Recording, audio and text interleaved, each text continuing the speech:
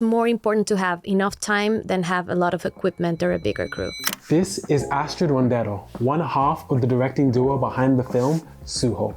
Astrid is a powerhouse of Mexican cinema and is able to mix a raw, immersive storytelling with a level of intimacy not many filmmakers are doing today. For me, I'm all about planning. And Fernanda, she plans a lot, but she's super open to things that could happen. And I think the best spot to make a film is when you're in the middle. She received worldwide recognition for her films Identifying Features and The Darkest Days of Us. And now with her latest release, she's continuing to look at themes of loneliness, isolation, masculinity, and the lingering effects of violence. Was the process of making this film any different to your first one significantly? Oh, it's completely different. We always think that first feature as the feature where we learn everything. I had the opportunity to sit down with her to talk to her more about her artistic processes and where she sees the future of filmmaking going. If you're a fan of thought-provoking cinema, you're not going to want to miss her thoughts.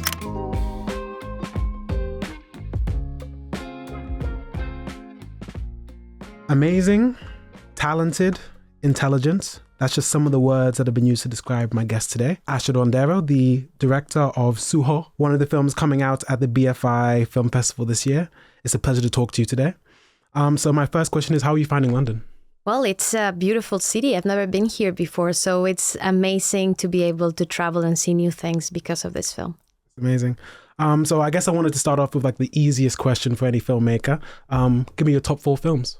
Oh, wow. I don't think it's the easiest, but I can say that one of my favorites are perhaps The Piano from Jane Campion. I watched it as a young kid and I really loved it. I also liked a lot Billy Wilder's films. I'm thinking about Sunset Boulevard, for instance. I'm thinking about Desert Hearts, which is not a very popular film, but I really love it. It's from the 86, I guess. Yeah. It's a story of 2 women falling in love. I can see that picture like many times in a year. And Waking Fright, that's another film that I love so much. Like, it's a very important film for me. How did you even find some of those films? Some of those seem like really like art house and niche. Well, in Mexico, we really love films. So we have a lot of screenings of old films. And at some point, there was a TV channel that put some films like at 3 a.m. in the morning. And I was like 12 years old and I had a VCR in those times. So I recorded that film. So so I could watch it later in the day. Yeah. Okay, that's amazing. So it actually leads me on to the next part then. Did any of those films have an inspiration to how you filmed SUJO, or was it just completely other films that you used as your inspiration? Well, I think that the films that we love, that you love, always have an impact in what you do. I won't say that especially those films were like used for an inspiration when we were working on the storyboard or anything. But I guess that that's something that you just cannot leave behind. There are some scenes in those films, especially in Waking Fright, that we always think about when we are trying to draw a scene and prepare a scene. So, yeah. I guess the main question I have is also, I bet there are a bunch of filmmakers that are watching this right now who actually want to know how you even got into this position, which is, having a film that's premiering in England and America and all these places. So I guess I wanted to know, what was your journey to get into this very chair right now? And how did you become the filmmaker that you are today? Well, it's a very interesting question. How I started was just watching films. I was a really a film lover. Very early on, like at 12 years old, my parents got divorced and I got like the card for a blockbuster in those times was a huge thing. So I think that was the key for me to start watching films and loving films. And that was the starting point. Later on, very early on, in fact, I just finished high school. I decided I wanted to become a film director, which is quite, sometimes it's not an easy decision because it's very different to love films and watch films to like making films, because it's a very dirty job and it's very different than just watching films. But I was very lucky that the actual going to places and shoot and be part of a film crew, really rocked my mind, and I really loved it since the very beginning. So I started school really early on. I was the youngest, I guess, in my generation. And it was a long journey, because at the beginning, I thought that the way to do your own films was like doing, like stepping up each step at the time, like becoming my first film, I was a film loader. I think that position doesn't exist anymore because we have like digital. Yeah. But before, we needed to change, the magazines of the film. So that was my job. And I was like 19 years old. So I started working my way up little by little. But at some point, I was really lucky and I met Fernanda. Fernanda is from another film school. And she had a different approach. And she said to me, no, we don't need to keep on like going one step up. So we just need to have a script and try to finance it ourselves. So I think that was a game changer for me. So that's how I started making films of my own. Yeah, basically.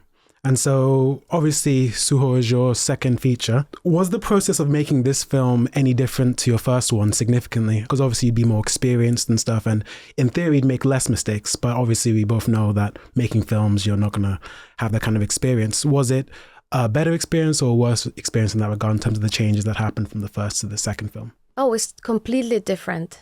Fernanda and I, we always think that first feature as the feature where we learned everything. We made a lot of mistakes with that film. We cared too much for the film at that point, which is something that it's also a mistake. Really? Yeah, totally. You have to let go. At one point when you finish the film, you have to just let it go and let it find its own path. And with that film, it was a really hard process, I guess. And even the way we shot it was completely different. We had a very big crew. We had a lot of locations and in a very difficult city in the border that's called Tijuana. So I guess that we made many, many mistakes that we never want to repeat again. The first mistake is to have a production that's too big for you to handle. That's, I guess, what we learned. First thing. I guess that when we did our second feature, that I must say that even if I'm not the director, I was a producer and the writer, for us identifying features, we don't feel like it was our first feature, even for Fernanda, even though it's her first feature as a director. As a team, it was our second feature. So with that film, we learned also a lot of things that we want to keep on doing.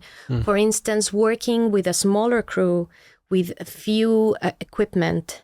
So you can have a smaller, perhaps you can, less expenses in that regard, but you can use that budget to have much more days to shoot, which is, I will always try to protect that for any filmmaker. It's more important to have enough time than have a lot of equipment or a bigger crew.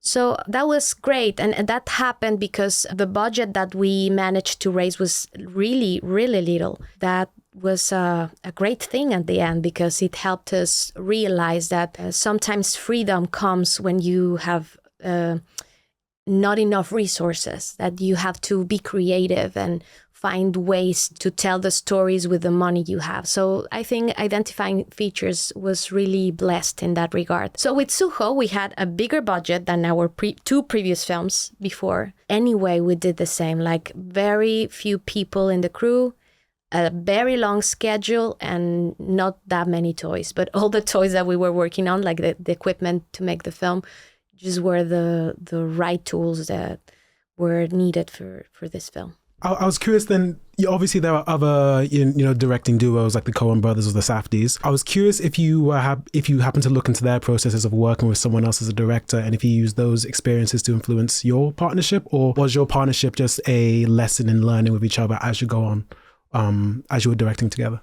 I think it was an evolution because at the beginning, even though I'm younger than Fernanda, I started earlier on, as I told you. Immediately after high school, I entered film school, which is not a regular thing to do in Mexico, at least. And Fernanda went to another school. She studied literature and things. No, it's not literature, it's philosophy beforehand. So when she entered film school, she was much more mature. I guess that what happened at some point is that we felt that it was needed.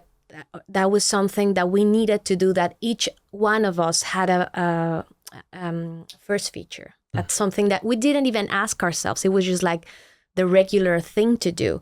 And it was natural because I already had a script. So it was natural that I was the one that started beforehand. At the beginning, we tried to find a way to name this collaboration. And we were inexperienced at that point. So for instance, in my first feature, The Darkest Days of Us, she's not even listed as a scriptwriter, even though she was also working with me in the scriptwriting process. Later on, with identifying features, I stepped into finding a way to call a bigger collaboration, and that's how we named the name of script. That I also wrote the script, but it was something that we learned with time. And at some point, when we were screening identifying features, somebody that a distributor in the U.S. came to us and told us, I can sense that you are working together as a team. So we would like to call this film like not directed by, but it's a film by the two of you, because we get the sense like you are a duo. And that's the moment when we finally realized, of course we are a duo. We do everything together ever since the first idea, the writing of the script, the finding of the financing, the all the shooting process, and the post-production. We edit together, we co-edit. So that's how we recognized that this was like a co-creative process. So that with SUJO, very early on, I started working on the script. It was supposed to be my second feature, and I just thought it was wrong to do that same mistake again. So I talked to Fernanda and I told her that I wanted this to be our first co-direction.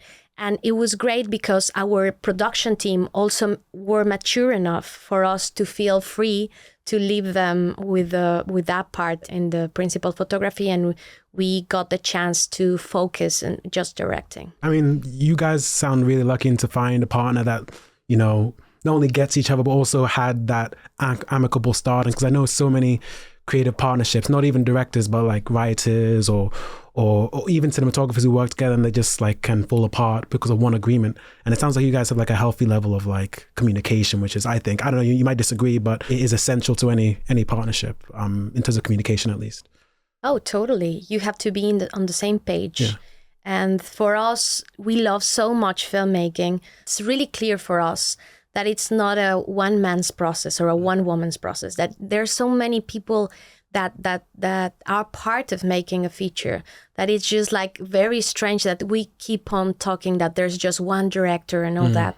So it's a collaborative process, and we really find meaning in working together. So it's interesting you talk about that one voice. Is, at least when I went to film school, and I'm sure you agree, they always talk about the idea of like auteur theory, and that like, you know, if it's a Tarantino film, then that film is Tarantino's voice.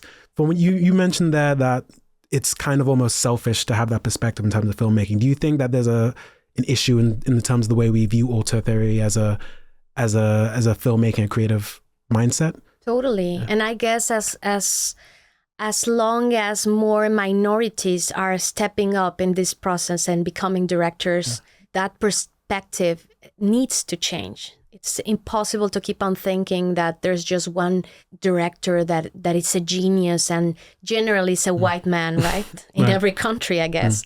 So in Mexico, I think that we've been having a great season of women directors, and the women are changing that perspective. And not only women, also queer filmmakers, which is, we're also part of that area. So I think that we need to change those status quo, the way we see things, if we want the films to change and be more like more alive and make more sense. So then actually, who are some of the filmmakers that you'd recommend to people that you see are either coming up or even established that have that kind of interesting voice or interesting perspective that not many people will be seeing on screens nowadays? Well, in Mexico, we have so many filmmakers. I guess that I would say any film made by women in Mexico, you should watch it, because it's very interesting what women are doing in my country. So at some point, I remember when I was in film school, there were very few female directors. It seems like the films that women at that point were making were just like dramas about the home and families. And it's really weird that now in Mexico, the men are doing those films and women are talking about the hard topics like organized crime, social issues. So I think that we are really inspired. And I would say that if you want to see a little bit about Mexico, filmmakers and the films that we're making in Mexico, just pick whichever female director you can get and you will see a very powerful movie, I guess. That's amazing. So I guess we'll talk about SUJO in particular now. So we went to the UK premiere yesterday and I think it went great. So many people loved the film. And you talked about something interesting where you talked about a happy accident where a lot of the filming in terms of night shoots, you relied heavily on the moon and the lunar calendar to kind of inform how each shot was kind of lit. And it almost added to the film a extended motif of when you see a full moon, it kind of lends to the idea of what SUJO's mindset is in that particular moment. And I wanted to ask, how much would you say filmmaking is just happy accidents that add to a film's final product, or extensive planning of making sure everything goes exactly to plan? Well, it's interesting because Fernanda and me, we are like two embodiments of that idea. For me, I'm all about planning. I'm really controlling, and Fernanda she's on the other side. Like, she plans a lot, but she's super open to things that could happen.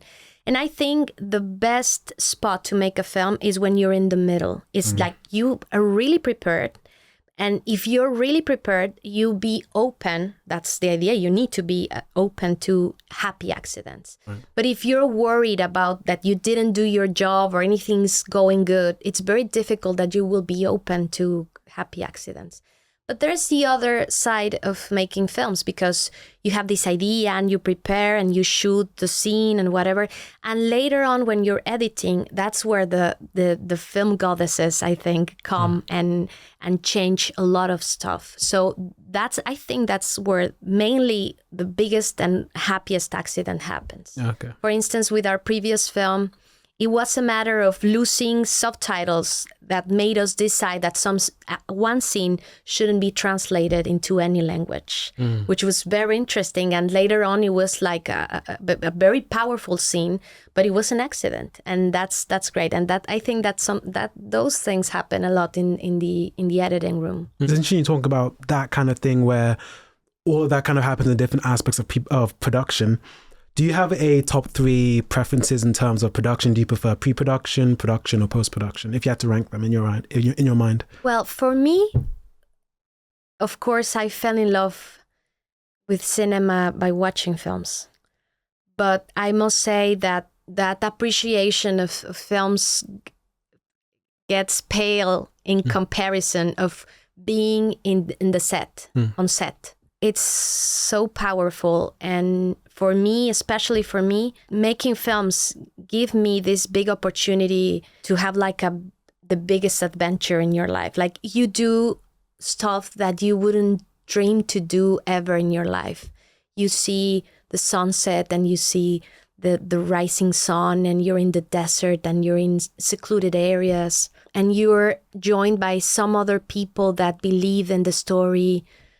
So powerful that it gives you such a big sense of community in one hand and beauty on the other, that I would say that shooting days are the best, even though they're really, it's difficult for the body and the mind or whatever, but it's just such a precious moment. And we're like, in that way, like athletes, that you prepare all your year just to go on set. So that's why it's so important. The second for me is editing. It's just like a place where you just have fun and you're so creative, and all the things that perhaps you didn't understand when you were shooting and you were writing suddenly become clear. I do get why sometimes film editors feel like they're doing the whole movie by themselves, because that's a very powerful feeling that you get when you're in the editing room.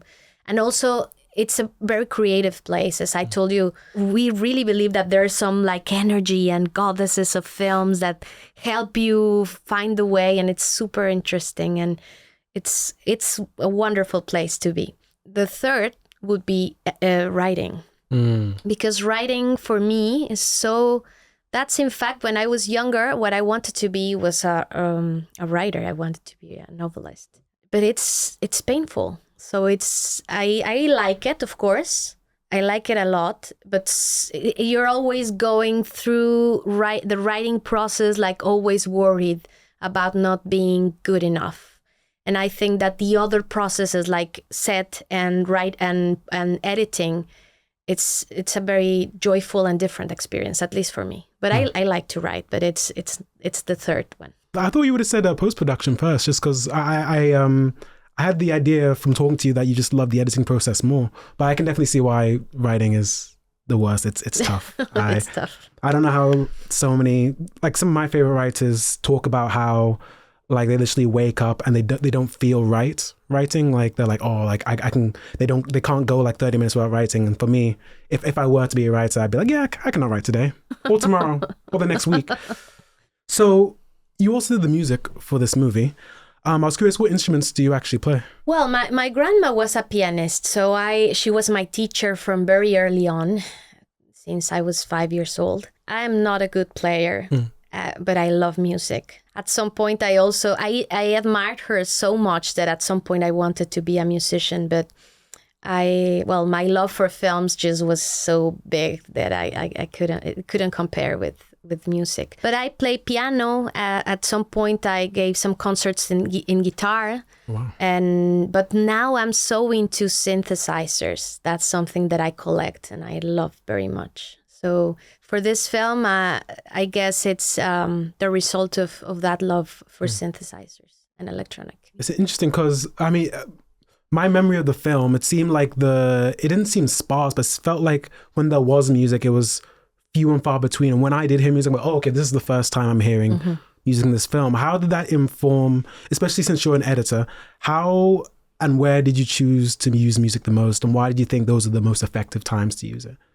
Well, that's a good question. And I think it's more enjoyable when you're working with a musician because they can tell you more about that. With this film, it was Fernanda's decision, basically, to use my music. Because when we were in lockdown, in COVID, I was keep on writing the script. And at the same time, I was playing and making a lot of music. So Fernanda, I don't know how, she heard some pieces that I was writing at the same time as I was not writing the script, but making a draft. So she thought that the music had a connection with the story. And I wasn't so sure, I have to be honest, because it's not that I'm ashamed that I'm not a musician. I know it.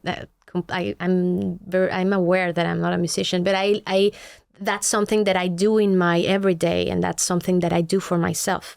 In fact, the people that are close to me, they get the chance to hear me play. If you're not close to me, you will never hear me play at all, because one of the biggest things that I'm not capable of is to play in front of people.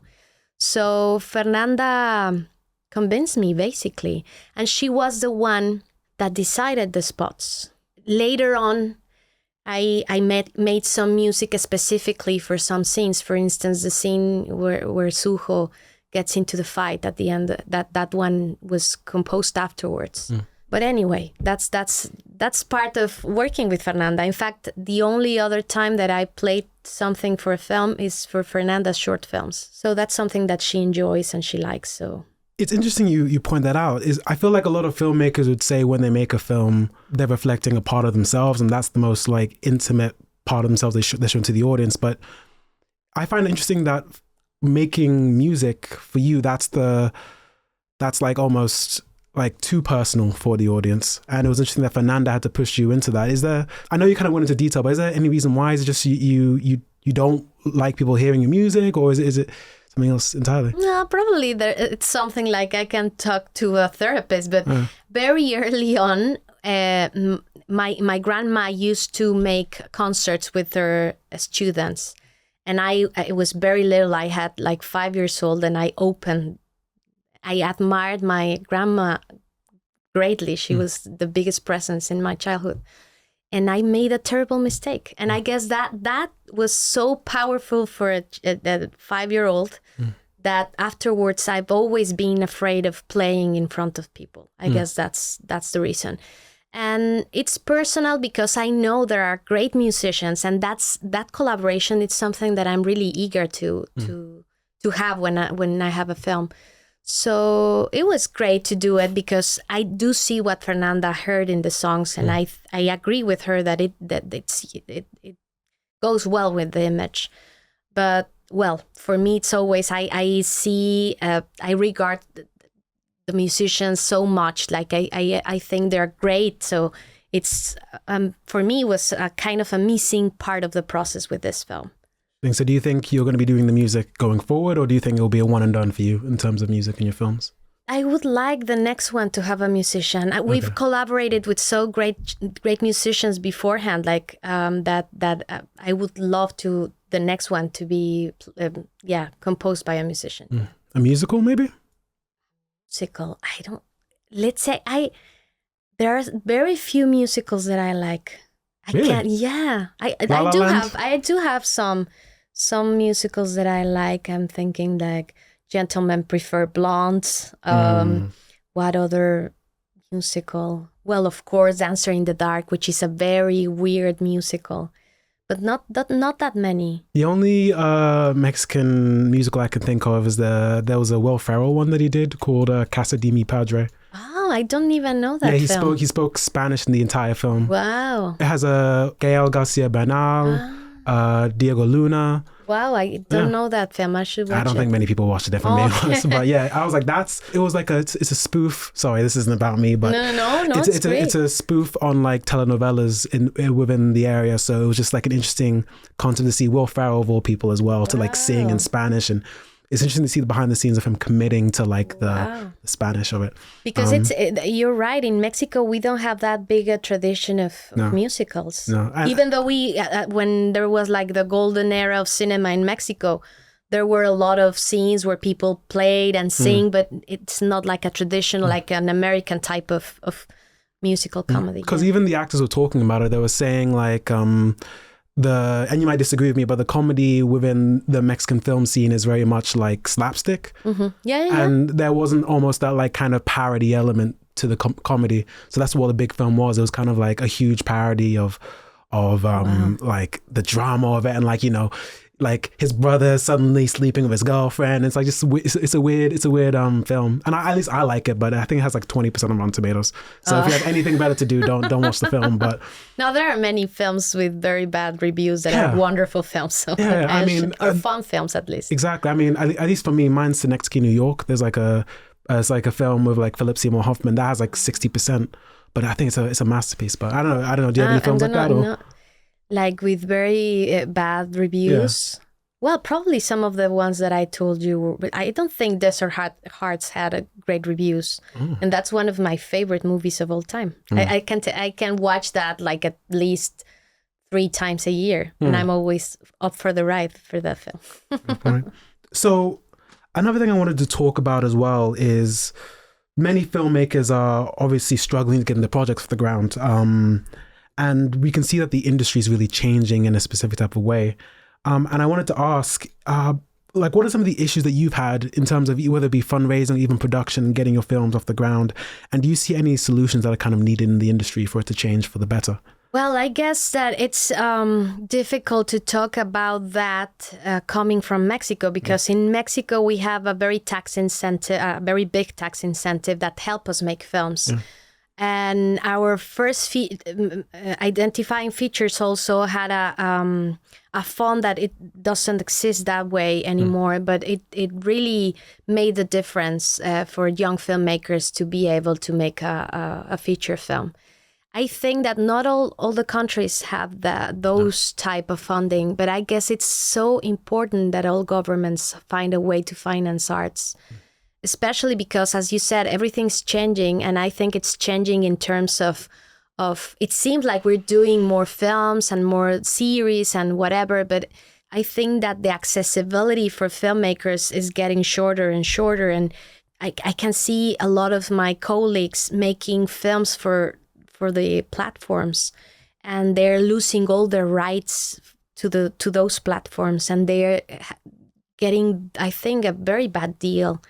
And I think that the only way that we can really keep on doing the films we love and really making a change is trying to find financing like in co-productions and things like that. So I guess that in Mexico, we are really also, like in every country in the world, we're struggling to get those funds, to keep on with those funds. But I think they're so important, especially for younger generations. And then the final question is, I think you might know our next guest pretty well, but what would be 2 film recommendations that you'd have for them? It can be, whether it be a comedy, horror, just something that you think that, I'll spoil it for you, it's Fernanda, but what do you think she may like that she may not have watched already? Oh, you were talking about musicals. I was thinking about the musical from the 40s. That's I didn't remember until later. That's called Stormy Weather. That's a great, I think it's Lena Horne, the one that's the stars in that film. It's a great film. I think she hasn't seen that film. Fernanda's, for instance, Achilles' heel is that she hasn't seen that many films from the 40s and 50s, and I'm so in love with those films because my grandpa loved those. So I'm thinking about that film. Which other? Let me think. I put a lot of pressure on you to just find me. Just think of 2 because films. there are so many. But I can say, for instance, I'm thinking also Billy Wilder. Billy Wilder. For instance, Días sin Huella, but I don't remember the name in English. The Lost Weekend. The Lost Weekend. Yeah. I haven't watched that one. It's a great film about an alcoholic. I'm gonna watch that one. It's a great film. Well, thank you so much for taking the time to talk to me. I really appreciate it. SUJO will be coming out in December 13th in UK theatres. And I hope this isn't the last time we speak. And thank you so much for the time to speak with me. Oh, thank you.